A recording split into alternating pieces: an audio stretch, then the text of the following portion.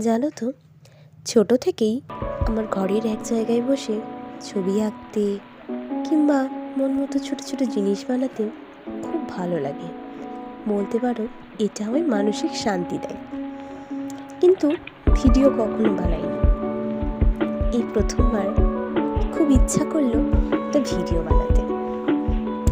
জানি না কাজটা কেমন হয়েছে, তবে আমার খুব ভালো লেগেছে।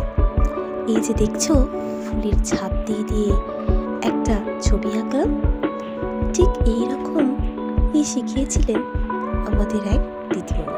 তখন আমি ক্লাস 5-এ পড়তাম।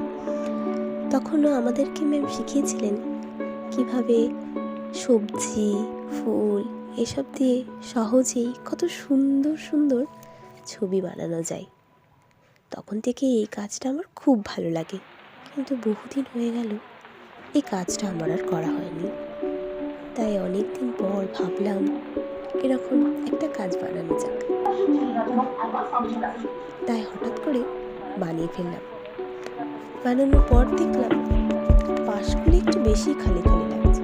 তাই ছিল ঘরে একটা ক্লে।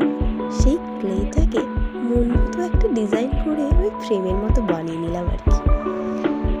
তারপর বানানোর পর শেষে দেখলাম বেশ ভালোই লাগছে। কিন্তু